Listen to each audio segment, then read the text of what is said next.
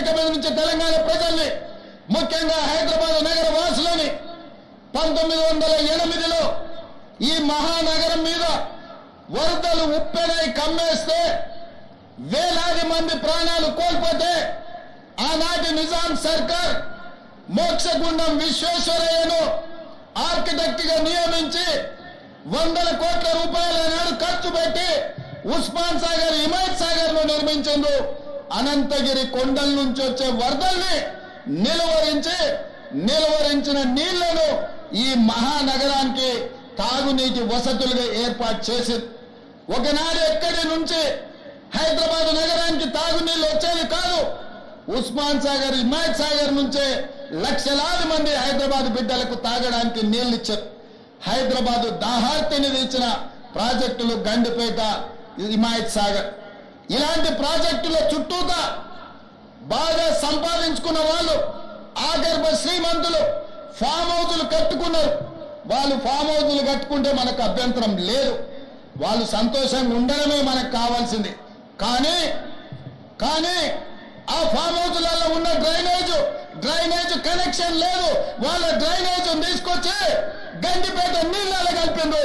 వాళ్ళు వాడిన డ్రైనేజ్ నీళ్లు గండిపేట నీళ్ళలో కలిస్తే ఆ నీళ్లు తాగడానికి నగరానికి ఇస్తున్నాం. నేను అడుగుతున్న మిత్రులారా, ఇవాళ మీరు చెప్పండి, ఎవరో బలిసినోడు కట్టుకున్న ఫామ్ హౌస్ డ్రైనేజ్ నీళ్లు గండిపేట తాగు నీళ్ళలో కలుస్తుంటే ఆ నీళ్ళని నగర ప్రజలకు తాగడానికి ఇస్తే ముఖ్యమంత్రిగా నేను వైఫల్యం చెందినట్టు కాదా? ఒక్కసారి ఆలోచన చేయండి. భవిష్యత్ తరాలకు అందించాల్సిన బాధ్యత చెరువులు, కుంటలు, నాలాలను ఎవరెవరో ఆక్రమించుకుంటే వాళ్ళ ఆక్రమణలో చెరబడితే ఇవాళ నగరం మీద ఉప్పెనై వరదలు వస్తున్నాయి. ఆ వరదలు ఎక్కడికి వెళ్తున్నాయి? బస్తీలో ఉన్న పేదోళ్ళ ఇళ్లకు పోతున్నాయి.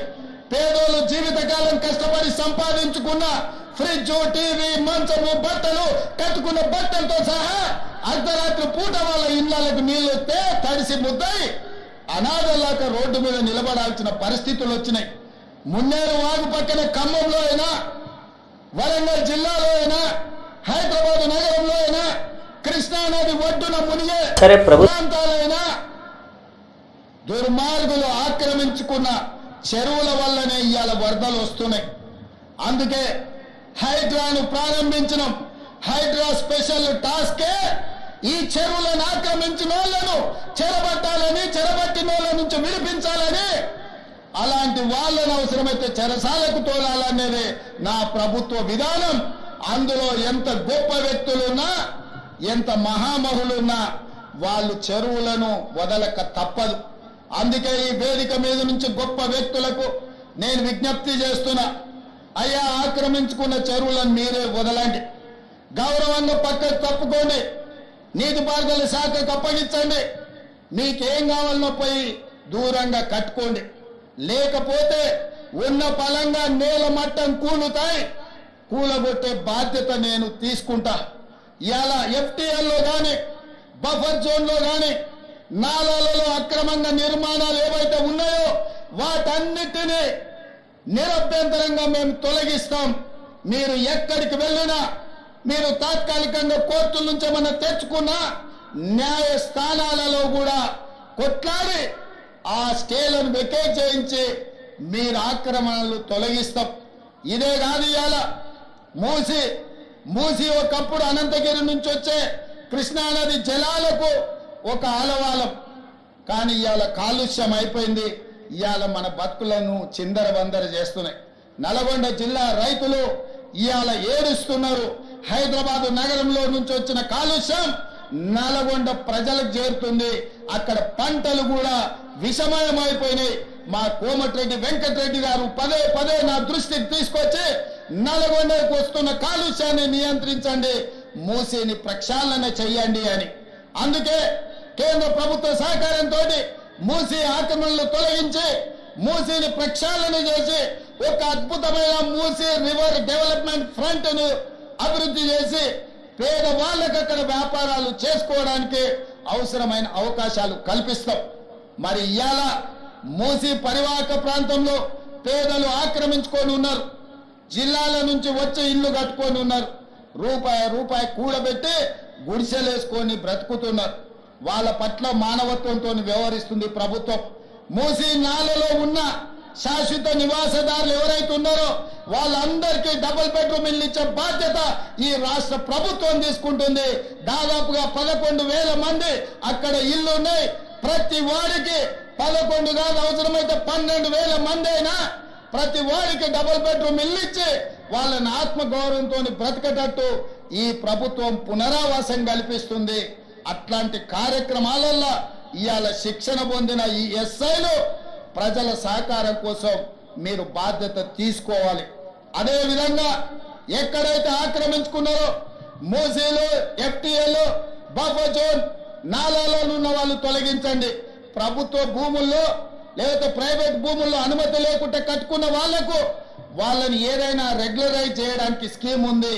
కానీ ఎఫ్టీఎల్, బఫర్ జోన్, నాలాల వాటికి రెగ్యులరైజేషన్ స్కీమ్ లేదు. ఇవ్వాలి, కాకపోతే రేపైనా వాటిని తప్పకుండా తొలగిస్తాం. వాళ్ళ పట్ల కఠినంగా వ్యవహరిస్తాం. మీ అందరికీ నా విజ్ఞప్తి ఒక్కటే, రేపటి నుండి ప్రజల దగ్గరికి వెళ్తున్నారు. తెలంగాణ ప్రజలకు విశ్వాసం, నమ్మకం కలిగించండి. మన రాష్ట్రంలో గంజాయి మాట ఎత్తాలన్నా, డ్రగ్స్ గురించి ఆలోచన చేయాలన్నా, సైబర్ నేరాలను నియంత్రించాలన్నా, చెరువులు, నాలాలు చెరబట్టిన వాళ్లను మోకాళ్ళలో వణుకు పుట్టాలి, వెన్నులో చలి జ్వరము రావాలి. ఆ విధంగా మీరు ఈ తెలంగాణ సమాజానికి సేవలు చేయవలసిన అవసరం ఉన్నది. నేను మిమ్మల్ని అడుగుతున్న ఒకే ఒక్క మాట, మీరు ఈ బాధ్యత తీసుకోండి. ఇది మన తెలంగాణ. మన తెలంగాణను రక్షించుకునే బాధ్యత మన మీద ఉన్నది. నేను వేరు, మీరు వేరు కాదు. వాళ్ళు నేరగాళ్ళు, ఆ నేరగాళ్లను పట్టుకొని అడ్డు తొలగించే బాధ్యత మీది, నాది. ఈ వేదిక మీద ఉన్న పెద్ద అధికారులది. పెద్ద అధికారులు మేము ఆదేశాలు ఇస్తాం, కింద అమలు చేయాల్సిన బాధ్యత మాత్రం మీదే. అందుకే ఈనాడు ట్రైనింగ్ నుంచి శిక్షణ పొంది 9-10 నెలలు శిక్షణ పొందిన మీరందరూ తెలంగాణ సమాజానికి సేవలు అందించబోతున్నారు. తెలంగాణ ప్రజలకు విశ్వాసం కల్పించండి. ఇది ఉద్యోగం కాదు, ఇది భావోద్వేగం. ఈ తెలంగాణను కాపాడుకుంటాం. ఈ తెలంగాణని కాపాడడానికే మేము ఈ కాకి డ్రెస్సును ధరించినమని వాళ్ళకు విశ్వాసం కల్పించండి. ఇదే కాకుండా చివరగా నేను కొత్తగూడ శ్రీనివాస్ రెడ్డి గారికి గతంలో చెప్పిన విజిలెంట్ అండ్ ఎన్ఫోర్స్మెంట్ డైరెక్టర్ ఈరోజు వారి బాధ్యత ఉన్నారు. ఎట్లయితే సైన్యంలో పనిచేసే సైనికులకు సైనిక్ స్కూల్ ఉందో, తెలంగాణ రాష్ట్రంలో పోలీస్ డిపార్ట్మెంట్ లో పనిచేస్తున్న హోంగార్డు నుంచి డీజీపీ వరకు సైనికులకు ఎట్లయితే సైనిక్ స్కూల్ ఉందో, పోలీసులకు కూడా ప్రత్యేకంగా ఒక రెసిడెన్షియల్ పోలీస్ స్కూల్ మొదలుపెట్టి 50 ఎకరాలలో అద్భుతంగా ఈ దేశంలోనే అత్యంత నాణ్యమైన విద్యను అందించే బాధ్యత తెలంగాణ రాష్ట్ర ప్రభుత్వం తీసుకుంటుంది. ఇప్పుడు ఆపరేషన్ లేకుండానే మోకాళ్లకు ప్లాస్మా ట్రీట్మెంట్. మీ ఆర్థోపెడిక్ సమస్యలన్నిటికీ రోబోటిక్ టెక్నాలజీ ద్వారా తక్కువ ఖర్చుతో శాశ్వత పరిష్కారం. Free consultation. ప్రతి ట్రీట్మెంట్ పై 20% డిస్కౌంట్. ఈ ఆఫర్ కొద్ది రోజులు మాత్రమే. త్వరపడండి. V9 hospitals 9281465842.